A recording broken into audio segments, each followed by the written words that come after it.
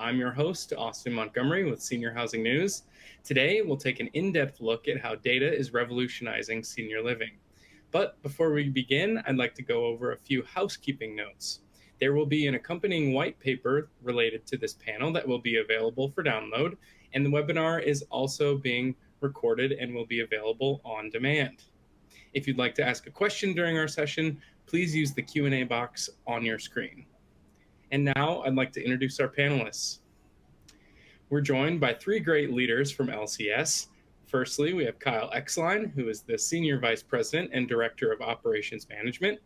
And then we're joined by Joel Rosenberg, who is the Vice President and Director of Data and Analytics, and Minnie Tenepal, who is the data scientist with LCS. And I'm very excited to hear insights from the three of you. So I will turn it over to the LCS team.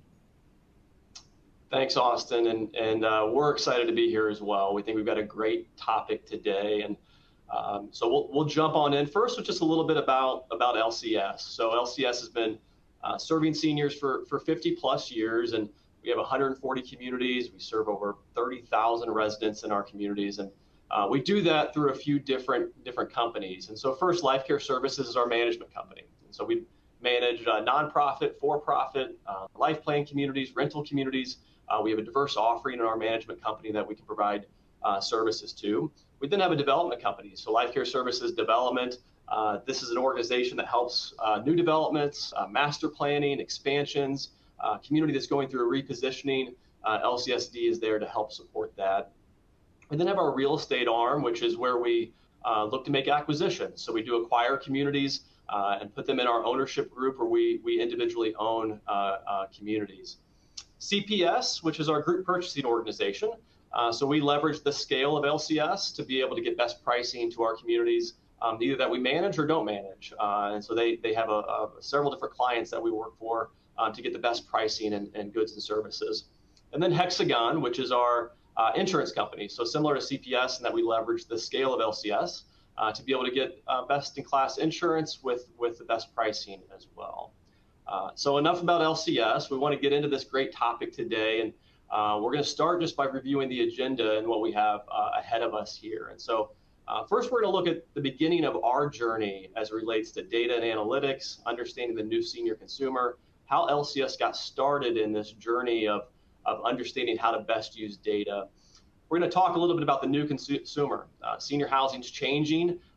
Baby boomers are entering the marketplace, and we're using data to better understand who our next resident is going to be, so that we're prepared for them when they do enter our community. We're also going to look at how data is driving decisions at LCS, and being an operating company, how we're leveraging that to be able to make best decisions for our communities is incredibly important that we're going to talk through today. And then lastly, we're hopeful to leave you with some takeaways for your organization as well. So how to get started, maybe you're in the middle of the process, and give you something to take back to either your community organization that can help you in your own journey.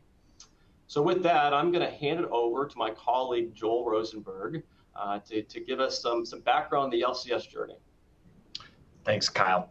Really appreciate that, and excited to be here today and talk through our data and analytics journey. It's really been a rapid evolution over the past 2.5 years. First, before I kind of get into this life cycle that any organization or community takes as they become more data-driven, I did want to provide a little bit of context about what spurred our impetus to take this journey. A few years back, our senior leader and executive team really took the time to say, we need to be getting more out of our data. Felt like we had a lot of different data sets, but not necessarily a lot of information. And so everything you're going to hear today, I want to preface with, we've made a strategic investment in a few different areas to enable everything you'll see. First, on the people side, we have brought in specialized skill sets around things like data engineering. Data engineering is how you move data from your systems, such as your customer relationship management or electronic health record, into a place that can be used for analytics. Or data science. We're joined by Mindy today, who brings deep skill sets that allows us to get even further with data, applying rich predictive techniques or statistical techniques. We've also then invested in a discipline called data governance. You're going to hear more about this, but that's really about how you manage, capture, and define your data so that it can truly be the asset it can be. And so across those, I just want to give that context, as I know not everyone who's joined us today will necessarily have had that luxury, but even that said, all these concepts will still apply. And many of the things you hear today, you can ask your technology providers, whether it's, again, your CRM, your EHR, your HR system, whoever is supporting your technology, or perhaps you're working with another data analytics provider. Ask them some of these questions, and that's where you can really make significant progress. So we've also invested in technology and process, which you'll hear a little bit about. But on this journey here, we really started in that localized stage a few years back. That siloed data analysis. We had data reporting happening in Excel from all parts of our organization. Sometimes you were getting reports that didn't necessarily match each other. So for example, it could be move-in numbers for the past quarter. You could get it from 2 different places and not come up with the same answer. And then everything was being done in Excel. We had a lot of different data, again, going through our budgeting systems, our finance systems, but what we lacked was insights and information. Finally, we did not really have predictive analytics capabilities. And so really that's where we started again in that localized stage. Now, as we shift into emerging intelligence, we're really proud of the work we've done. And you're going to hear some of the use cases that I would really describe as being in this 4th stage of emerging intelligence. Just at a high level, what that means. We have predictive insights. You're going to hear a couple of use cases today of where we've applied predictive analytics to better understand future residents, future markets, and it's really been a powerful tool for many of our leaders at both our communities and our organization. We have self-service analytics. What does that mean? Self-service analytics means instead of all that Excel reporting I talked about a little bit ago, now we have a one-stop shop, one platform to get all of your metrics.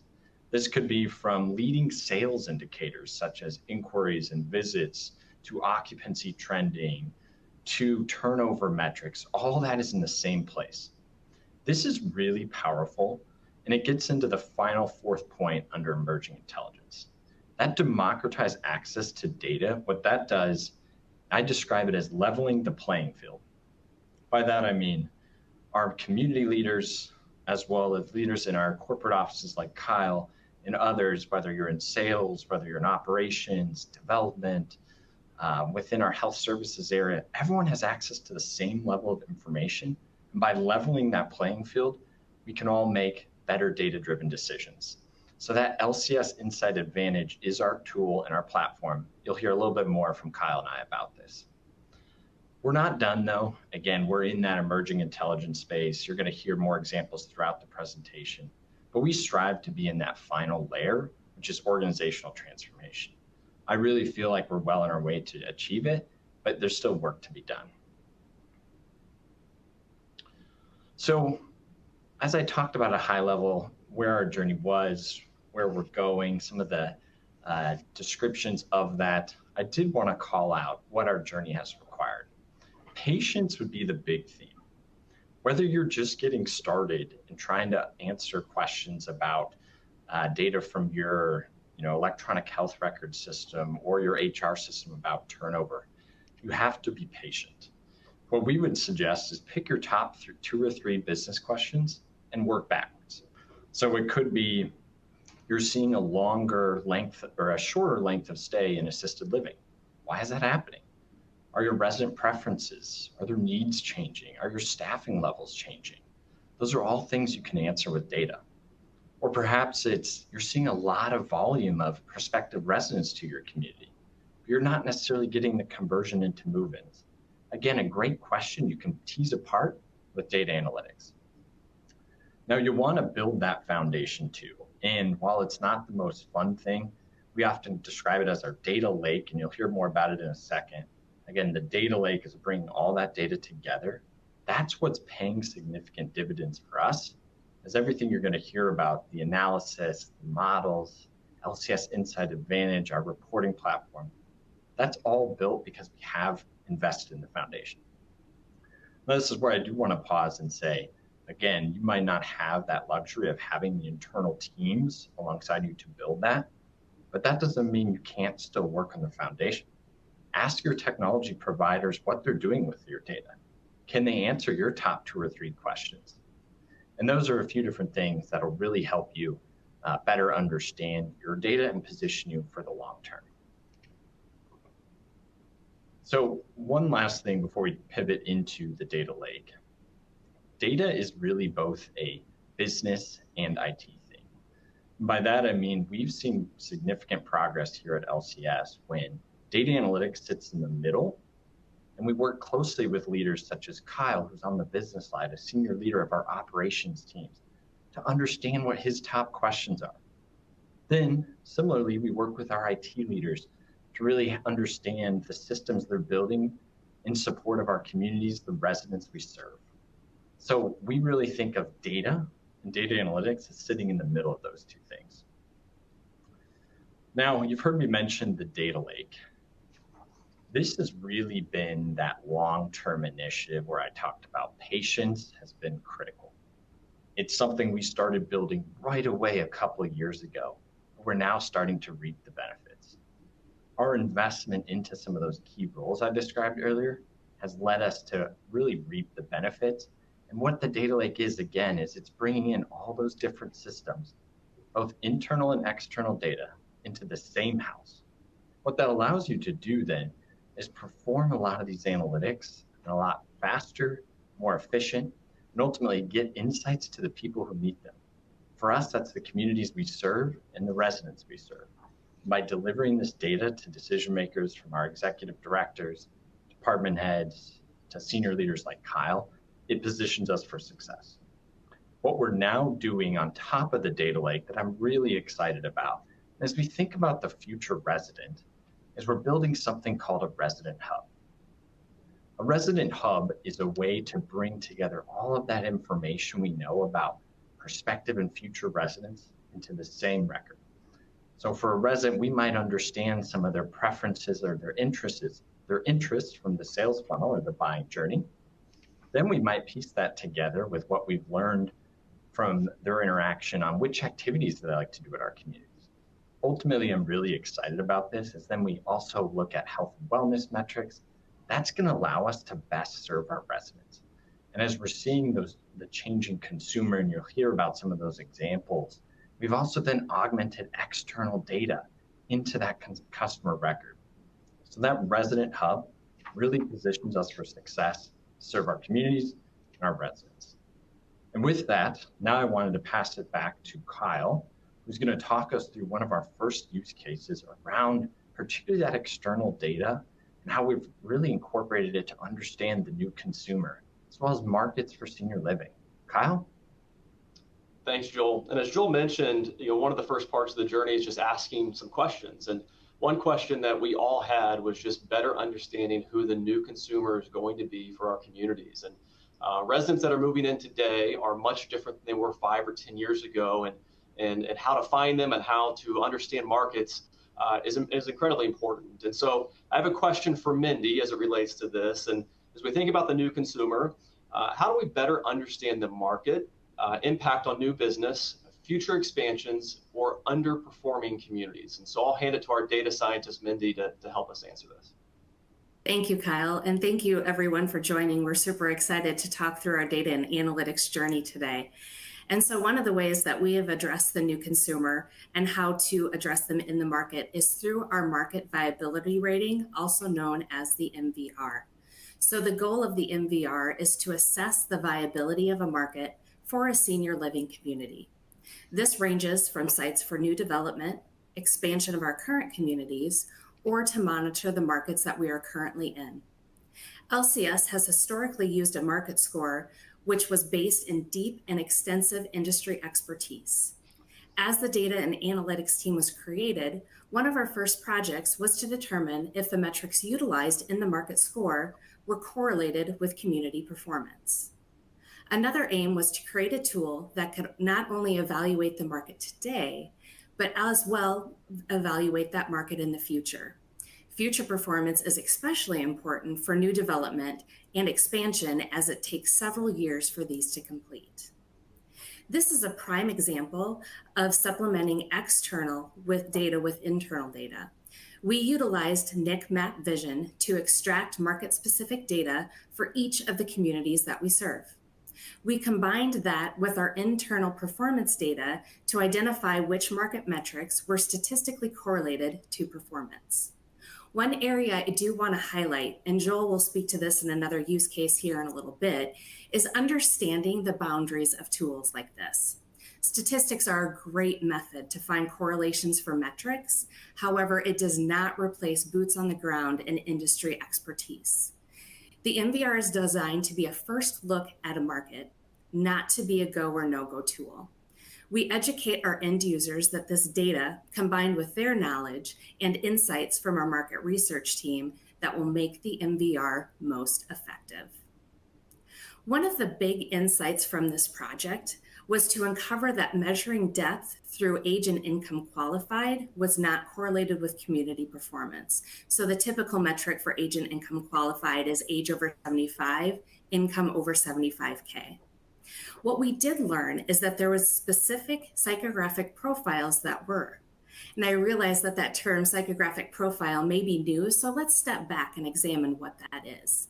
So Experian, which many of us know for our credit scores, actually collects over 300 attributes to segment US households into 19 overarching groups and 71 underlying types, which are known as Experian Mosaic USA.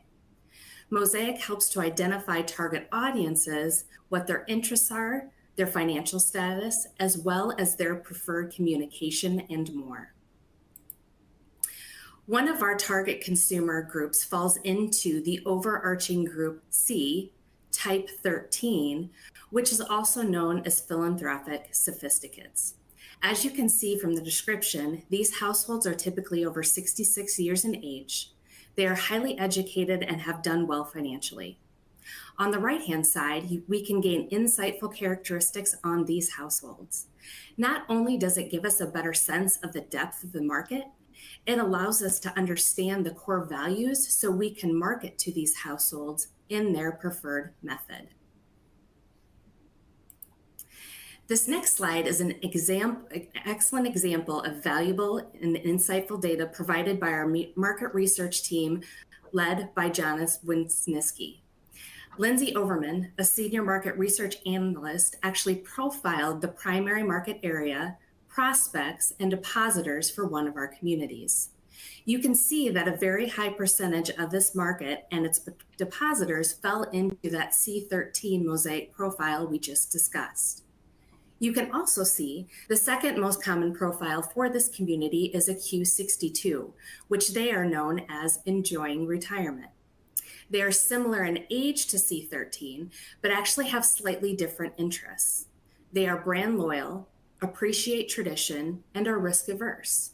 So you can probably already start to imagine how different messaging will be needed for each of these different Mosaic profiles. So this last slide just highlights that intersection of our research and the Mosaic segmentation. As mentioned above, Mosaic profiles identify each group's communications preferences, which allows our marketing team efforts to be more targeted.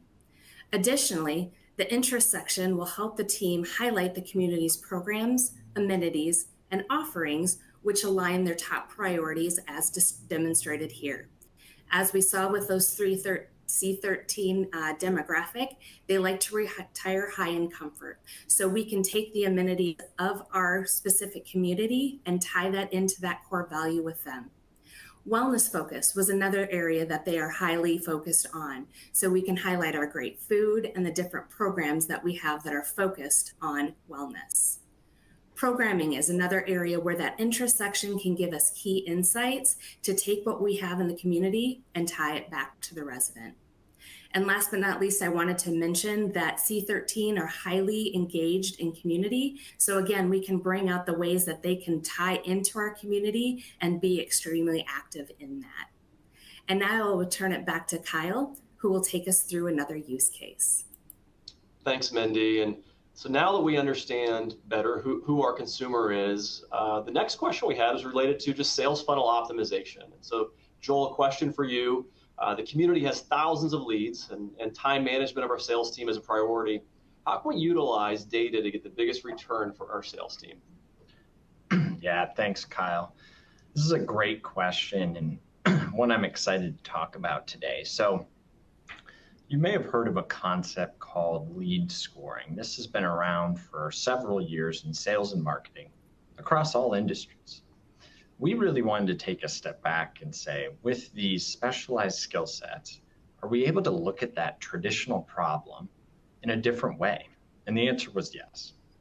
So how this worked is Brad Doherty, a data scientist from our team, worked closely with sales leaders from our communities, as well as regional sales leaders and folks from our marketing team to better understand which factors are most predictive of a prospective resident moving into our communities. And then he worked closely with those stakeholders I mentioned to present findings and make sure that their expertise of the sales process of the sales funnel was matching, or if it didn't match, why it didn't match what he was uncovering in his statistical work. What then came together were predictive models that are now in our customer relationship management system for over 70 communities, going live for the rest of our communities this fall. And the messages that we've been stressing to our teams and we're seeing early success with is these tools allow them to work smarter and not harder.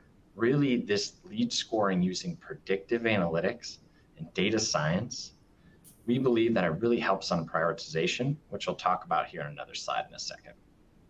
A couple lessons learned here. One, you really need to make it easy with predictive analytics. You can't try to boil the ocean. And that's why our partnership with both our local and regional sales experts was crucial to this success. Another thing, deliver the tool in a system that your stakeholders, so for us, our sales directors, sales counselors, and others are already using. So in our case, it was we have to deliver LCS lead scoring into our CRM system. One interesting nugget as we tie this back to the future resident, we saw some really unique changes in the way that prospective residents are interacting with us. In fact, what we saw in particular over the past few years was kind of a change in behavior across our digital platforms. So we were able to study engagement with our community websites, with our emails, and what we saw is different levels of intent, interest, and buying readiness that we're then able to use in those predictive models. And what that does then for our sales teams is it just gives them additional confidence that we understand where those future residents and their families are at in the buying journey. So the way we rolled this out to our teams is we really think of our LCS lead scoring tool as like your top row in Netflix. Think about when you log into Netflix and you see your recommendations. More often than not, they're pretty good. I find them to be pretty successful. I like them. Sometimes though, occasionally, it's not spot on. And that's what our lead scoring tool is like. When used as a directional tool, combined with the intimate knowledge our sales teams have of those prospective residents and their family members, it can be really powerful. We describe it as the recommendation engine of our customer relationship management system. Ultimately, what this is being used for is prioritization and efficiency. So we have sales teams using our LCS lead scoring tool within our CRM system to prioritize when and how they're following up with someone. So perhaps instead of a text message, it's a phone call to that family member. They're also using it to prioritize call blitzes, different marketing campaigns. We're seeing a lot of success with that. But again, it's there to augment all the great knowledge and insights they already know of those future residents and their family members. So the last thing I'll leave you with here before we transition to another exciting use case is when you're working through these tools, I can't stress enough, whether you have an internal data team, whether you're partnering with your technology vendor, just make sure that they truly understand the intricacies of your community or your communities, because it's that really key business knowledge, industry knowledge, that then our team worked really closely with those sales experts to effectively build in to these tools. So with that, I'll pass it back over to Kyle, who's going to talk us through our next operational challenge around community financial management. Thanks, Joel. This next question is near and dear to my heart. As we have learned over the last several years, running communities has become very difficult, right? We have a lot of wage pressures. We have data points throughout our organization that we have to monitor and keep tabs on. And operational efficiency has become ever so important so that we can deliver the best service and run a well-run community. And so, Joel, a question for you, an operational challenge. Our communities continue to become more complex. As an operator, how do we quickly identify opportunities for efficiencies? Great question, Kyle. And this is one I'm passionate about as well. And before I get into this, I want to give a shout out to Ben Koenig. He has really led this effort, done a tremendous job. And you've probably heard a few different names today. And really, when you're in this data analytics journey, it's a team effort. So what we did to answer that question that Kyle mentioned is the team worked through building something we call our LCS Insight Advantage.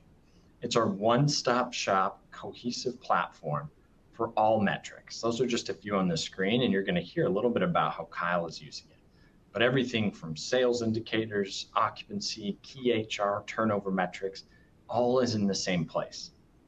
And why this was so powerful is we had made life really hard for Kyle, his team members, our executive directors, and others at our communities that we serve, because we had data coming from different places, no source of truth. Hard to understand what's good. So LCS Insight Advantage, again, I'll go back to leveled the playing field, as now leaders like Kyle have access to the same information that his peers and teams do, creating that culture of a data-driven mindset. A couple of lessons we learned before I pass it back to Kyle too here is within Power BI, which is the platform we're using. Power BI is a reporting tool. We've really come to like it. It really is an intuitive tool that allows for advanced reporting and insights. We built customized training. By that, I mean the way we train and work with folks such as Kyle and his peer group when we rolled this out would look a lot different than how we partnered with executive directors or administrators on which metrics matter for them. Secondly, you're going to see a lot of different data as Kyle shows this tool here in a second. It's important as you're building new reports, a reporting tool, that you consistently nurture that data. By that, I mean, help your stakeholders understand how it can be used, why it's impactful, and make sure it's really solving challenges or things they need to ultimately make the decisions required to be made. With that, I'll pass it back to Kyle, who's got some really good insight into how this tool has been used and the value it's providing. Thanks, Joel. And so what you see here is a screenshot of this tool, Insight Advantage. And this has become a tool that we're using every single day in operations in our communities. And one specific example that I was thinking about, the most impact that I've had with this tool is just related to some data on wage and salaries. And so some of our communities are under tremendous pressure as it's related to wages. And so I was inside Advantage feeling like a data scientist like Mindy, reviewing some data. And what I identified was that our shift diff, so the additional hours or dollars that we're paying for nurses and CNAs that are working night shift was drastically increasing, right? So we're seeing the shift diff increase across a few communities. And so I was then able to take that curiosity, it seems too high, why is that happening? And then compare it to the rest of my division, and then compare it to not only my division, but other divisions, and then compare it to Florida or California. And then think about, well, how does the shift diff data compare to before the pandemic? And did we actually have increased shift diff after the pandemic than before? Turns out we do, and we did. And so that I was able to analyze and digest all that data in about 5 minutes through this tool, because all that data is sitting there and living in Insight Advantage, and I can pull those reports and ask those questions and get answers quickly. And I think about if I had to do that before Insight Advantage, I mean, it would take weeks, right? I mean, it would be several people looking at payroll reports, trying to understand that specific data set. And I have 50 different examples of how Insight Advantage has made my life as an operator much easier. And I think about the greatest benefit is it allows our teams to quickly understand what's happening in their community so then they can spend more time serving the residents. And I think as you think about data, it can be difficult to tie data to your mission, to your purpose, to your residents. But this one has a real tangible impact on our ability just to be able to spend more time doing what we should be doing and not analyzing data and reports all day long. And so very impactful tool. Obviously, there's an operator, this just is a sweet spot for us, and we're really excited to have it, and our communities are greatly benefiting from it.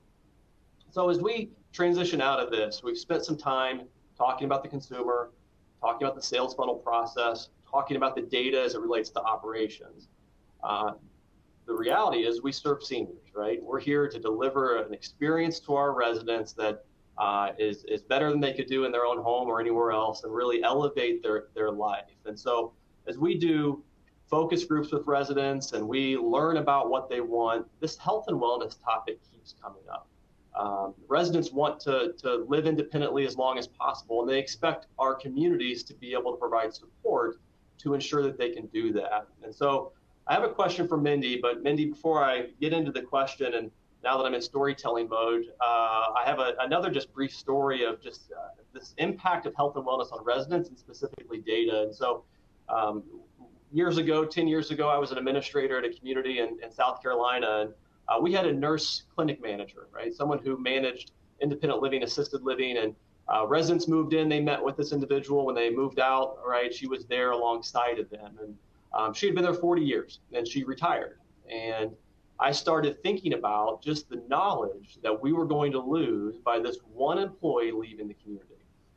And as I thought about just the time I spent with her, before I met with any family member or resident, I'd send her a text and say, hey, what do I need to know about this family? And is there anything I should be prepared for? She became my chat GPT for residents and families.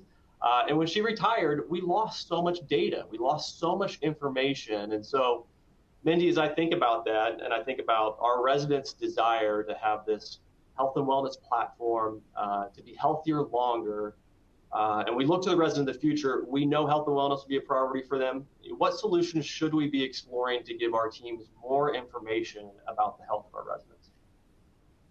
That's a great question, Kyle. And as you mentioned, health and wellness is a focus of senior living and has been a focus for LCS for a long time. But from the data side, how we capture that and how we provide it to our caretakers, we are actually very early on in that journey.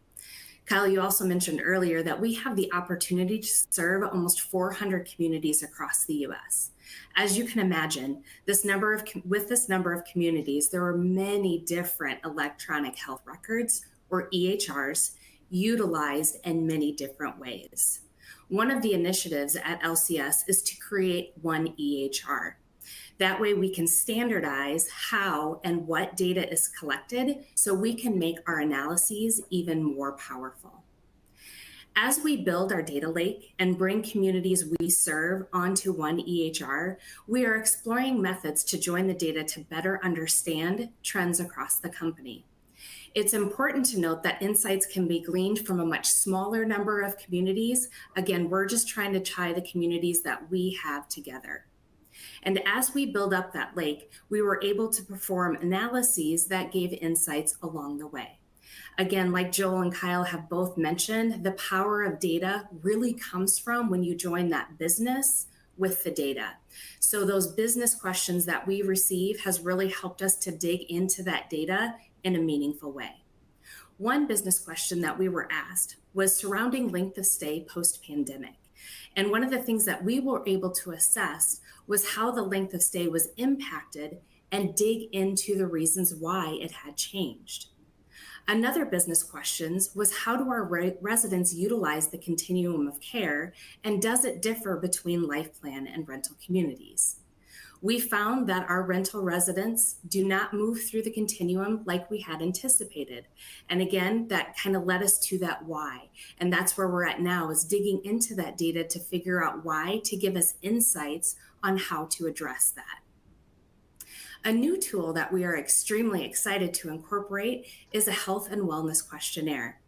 This will be a resident-answered questionnaire at regular intervals so we can assess their self-perceived wellness journey over time. Combining this with our current data will allow us to monitor changes within a resident. If declines are seen, we will be able to intervene in efforts to maintain and keep their health and wellness as high as possible.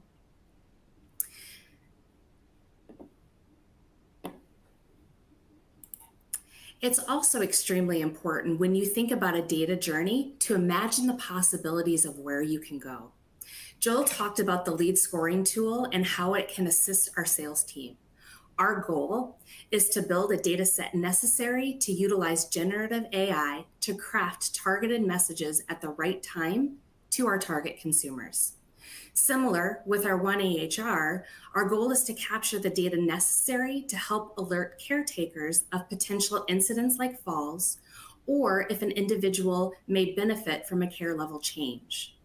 The goal of these forward-looking tools is to work alongside and assist our team members so they can spend less time in the data themselves and spend more time caring for our residents and helping them to live their best lives, the cornerstone of why we are all in senior living. Now, to take this up and bring us home, Joel and Kyle will talk about some key takeaways from our webinar today. Thanks, Mindy. And so as we wrap up and we think about the conversation, it goes back to just what are the questions we're trying to solve. And so the first takeaway and starting spot is, come up with a few questions and get really curious about how data can help solve problems that you're facing in your organizations or your community, and then understand just what the path forward is to be able to solve those problems. And likely that's looking at supplementing internal and external data, right? So we've talked a lot about today about the external data that we've been able to overlap with our internal data to really provide the best outcomes in the data that we're looking at. So that's an important aspect too. There are some incredible external data sources that you can leverage that really helps set a guiding point for you in many of these problems or questions that you're facing. Third takeaway is just partner with experts to understand data and analytics in senior living. Mindy and I meet about once a month, and we talk through data and trying to get on the same page of understanding operations and data and how those overlap. And it's just really important to have that dialogue and be able to share experiences so those that really understand data can also apply that to senior living and vice versa. And that's a very valuable asset to be able to have, is just be able to partner with individuals and have open conversations about the problems that you're facing, and being able to allow an expert to guide you through how data may be able to support that. Joel, I'll let you take the final two here. Thanks, Kyle. Appreciate that. Great takeaways there. A few others that I would describe. You heard me mention data governance earlier. I know that it's a challenging concept, but really it's about how do you create the culture, the process, the ownership around your data so that it can truly be an asset. So the message here is treat data as an asset. As you're working with your technology providers or your data team, or perhaps you're working with an outside data analytics group, think about the data, or going back to what Kyle said, if you have a couple of those questions and you find you can't answer them because you don't capture that data, or the way it's captured is through a free form field, which is hard to analyze, think about if there's an opportunity to make process changes to better capture data. This can be something that is a longer journey, but again, it requires patience. And if you find, again, one of those initial questions that we believe where you're staying curious on, want to answer with data, you can't answer it, think about what you can do so you can answer it next year or 2 years from now. And I think that's really important to, again, lay that foundation of ultimately getting to a place of a data-driven mindset. Lastly, find your analytics advocates within your community or your organization. We're fortunate, I think you've heard today from Kyle around a lot of different use cases, how he's partnering with Mindy. Kyle's one of our analytics advocates. What that means is Kyle is pressing us with critical business questions. He's helping us understand key operational challenges, and he advocates for the usage of tools like LCS Insight Advantage, or what Mindy talked about with the experience psychographics tools. You need to find those roles, whether that's your department of nursing or director of nursing at your community, your executive director, or someone within your home office. Those roles really go a long way to cultivating a data-driven mindset. And what we've seen is just tremendous value in having those roles speak to their peers, their partners about the value of data analytics. So I hope you've learned a few things from our webinar today. We appreciate you taking the time with us. And now we'll turn it over to questions. Thanks, Joel. Really appreciate that. And we did have a flurry of questions come in during this presentation.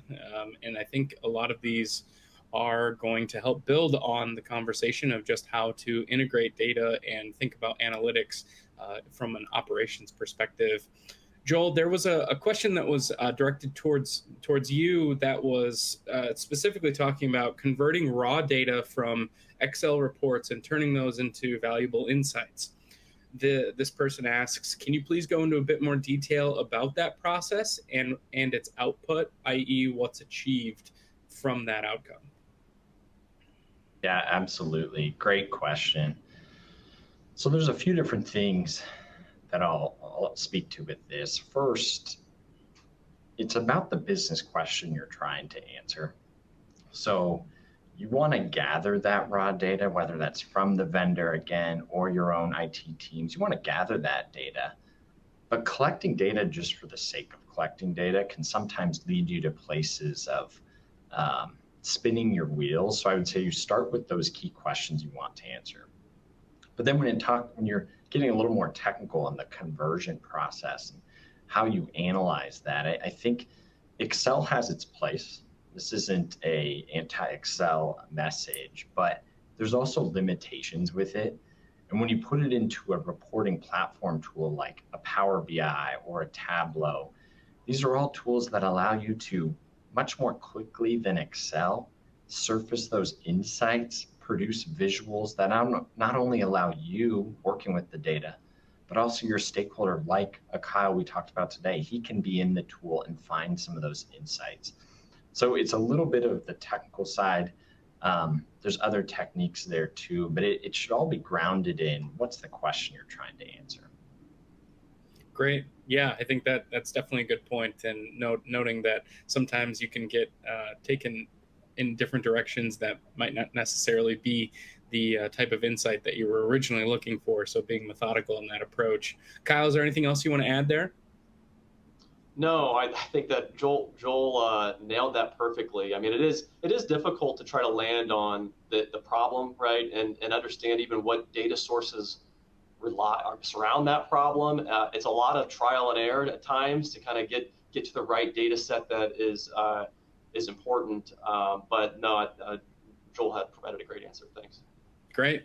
And moving right along, there's another question that I believe this one gets to how do you move beyond simply quantifying what residents' wants and desires are for when they're in the community, but demographics and psychographics aside, how do you factor in behavioral economics into this data analysis? Because I think there's a lot of different ways you can go here, but I think this person is trying to just understand how you really move beyond sort of that yes and no kind of qualifiers for figuring out whether it's related to care, but also lifestyle for residents. So I'd love to hear your thoughts. It wasn't directed to anyone. So Kyle, if you want to jump in, or Joel, if you want to tag this one, it's up in the air. This is a great question because it showcases just how difficult it can be, right, to define exactly what we're looking for with data. And so I'm actually really interested to hear what Mindy or Joel have to say on this as well, because it's a really great point that is a challenge that we always face with using data. So Mindy or Joel? I can jump in just to direct it kind of from the MVR where we started talking about the psychographic profiles. So that was one area that we highlighted. What we didn't talk about in the MVR is it is actually a whole host of metrics that go into several different areas of population growth, of affluency metrics of the area. And it brings in a lot of different kind of market things in addition to the psychographic profiles. So that was one area that we highlighted on, but we do use a whole wealth of different data sources and information to try to form that most holistic picture of not only the person, but of the market and everything that goes into trying to find our target consumer. Great. Yeah. That's very helpful. Joel, anything you'd like to add? Yeah, great perspective, Mindy. Completely agreed. I think the other piece to add here is the data analytics landscape has been evolving so rapidly with different technology, artificial intelligence. There's now techniques you can use where you can glean things from conversations, from notes, and that unstructured data, which was once really hard to find insights from, whether that's preferences, how people behave. I know it doesn't necessarily sound exactly like behavioral economic cues, but I would say that you can find things in there that if you trend them enough over time, whether it's buying preferences, dining preferences, that really give you cues into the way prospective future residents act the way they do. So just a little bit of a plug for text analytics, new AI techniques that are emerging that, again, aren't perfect, but I think are a way that we're starting to see getting a little bit deeper with desires there. Right. Yeah. And I think it'll only be changing and becoming more evolved as we move along, and as senior living operators really consider kind of integrating this data into the framework of operations. The next question here wants to go beyond some sales and marketing targeted data, and this one specifically asks, is this all sales and marketing oriented, or do you use this data to design, innovate, and/or modify facilities and services? I think this is a holistic question, just getting to the sense of how you really make these insights actionable. So Mindy, Joel, or Kyle, anything you want to add here? Yeah, I mean, I'll jump in because we talked about Insight Advantage, which obviously is actionable as it relates to operations. Right. I think there's as you think about design, innovation, and just facility modification, I think about just we do start to understand how residents are utilizing our building better by looking at the data that we have available, or even how our employees are, the shifts they're calling out for, how long call lights are going off for, the number of emergency calls you're getting on a Tuesday night or a Thursday night after happy hour, right? So all that data is really helpful in understanding if we're building a new community today, or we have to change something, is there a better way to operate to get better results? And so, I mean, there is a whole host of data that's out there. I will say that from an innovation perspective, some of what we're seeing by monitor equipment and being able to understand biometrics of residents, specifically in memory care and assisted living, I think is really fascinating. Something we're keeping our eyes closely on to better understand how we can catch something before it happens, and as it relates to a fall or an accident. So a lot out there, and as mentioned before, this stuff is changing by the day, and there's new companies and new ideas out there, and I think we're certainly have to keep our eye on it as we move ahead. Thank you. And Joel, anything, or Mindy, anything you want to add there? Yeah, I'd be happy to add a little bit there, and great call outs, Kyle. Completely agreed with that. I think two other things specific to development. You heard Mindy talk about the psychographic information that our market research team has really helped drive decisions from. That data is actively used in design and development decisions too. So that's a really good way where some of that external data is helping there. I would also add that we gave examples from sales and marketing to healthcare to financial management. we really think about the whole data analytics landscape in terms of understanding markets, understanding our residents, and understanding our employees. And it's really, we need to be able to also serve our employees and help them the most. So we're looking at analytics in that space. But even on the resident side, Mindy and team have done a really nice job understanding how and where residents move through the continuum of care, investigating when and why that's happening. So it's really, we think of data analytics as a holistic thing, and we're working to better understand it so we can best serve our residents. Great. Thanks, Joel.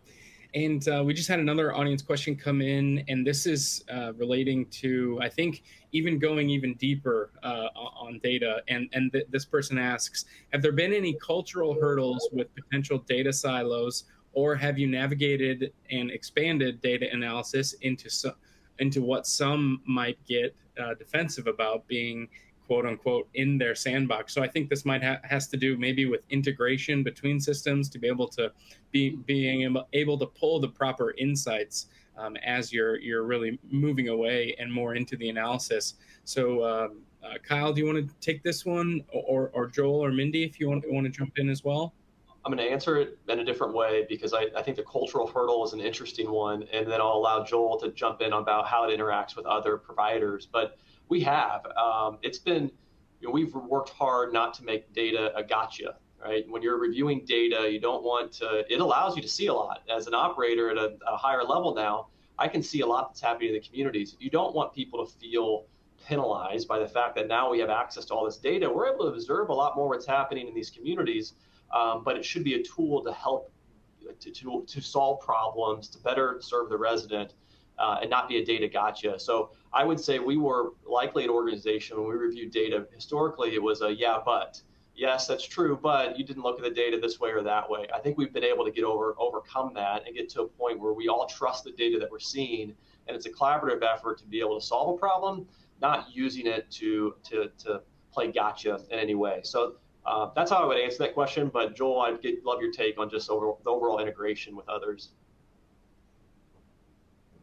Yeah, absolutely. And great insight, Kyle. I think the piece I would add to that too would be sometimes in those areas where you get that in the question, the sandbox or getting defensive, oftentimes those are the people who understand that business question or that metric the best.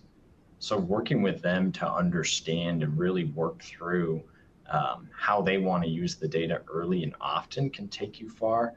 It's taking that data-driven mindset takes at-bats, it takes reps. And so I think really you just have to be able to partner early and often. There's not a silver bullet, but the more practice there, as Kyle mentioned too, we've evolved in our approach of using it, can go really far.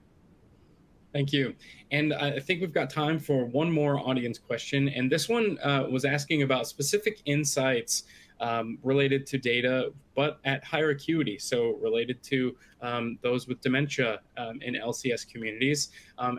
I know, Kyle, you touched on this a little bit in terms of on the assisted living and memory care side about being able to use data and have actionable insights there. I'd love to be able to expand on this, and just as we're thinking about, especially the demand-driven demographic environment that we're seeing, I think more and more senior living providers are going to be thinking about how they can best provide care and being able to have preventative insights through data. So just on the higher acuity end, we'll wrap up here, but Kyle, we'll let you take this one, and then Joel and Mindy, if you'd like to add. Yeah, and I think of it a few different ways. And one, it's, some of these residents will live with us for 30 years, right? So the data that they move in when they're 65 to when 95, maybe they leave us. And some of those will experience dementia along that way and have different life events or different health events throughout that time. And so it starts at the beginning, understanding where someone's at. And Mindy talked about those frequent check-ins. How do we catch things sooner? How do we supplement someone in their own home to keep them healthier longer? How do we better support their families that are going through that? Those are all questions that data can help us solve. Specifically, someone that is dealing with dementia and they are in one of our memory care communities, that's where it gets to that real micro level of What activities are they joining? Is there a reason that after they have a shower the next day they don't want to do any activities? Those type of data sets were really difficult for us to be able to derive historically, and often relied on word of mouth from a CNA or a caregiver who could tell you something specific about an individual person. And so I get really excited about what's to come, and how much some of that biometric data I talked about, how much that allows us to provide better care. So it's really fascinating, and a lot more I think is on that forefront. As you mentioned, the demand for memory care is certainly on the rise. And Mindy, I know you studied a lot of this data, especially length of stay and transitions through continuums. Anything else you would provide there? That was a great summary, Kyle, and I think you hit the nail right on the head. Is we're trying to figure out that sweet spot of the data that we can collect to best care for our, especially dementia, because we know that they have a high level of care, a high level of need, and how can we figure out how to make their lives the best as possible? How can we get to that space of predictive that we might know and anticipate their needs before they actually have them? And again, it is a journey, and we are working on that one EHR to start to collect that systematic data so we can start to understand them better, again, with the goal of providing them with the best care possible. Thanks, Mindy. Very helpful. And I just want to thank Mindy, Kyle, and Joel for taking the time today and providing such great insights and going deeper on the LCS data analytics platform. I know in just speaking with Chris Bird, he had mentioned that data was the most important resource on Earth, and I think that is something that will be playing out in the future. So thank you so much for joining us here on the webinar for the new Senior Living Consumer and Data Analytics, brought to you by LCS. Thank you so much, everyone. Have a great rest of your day.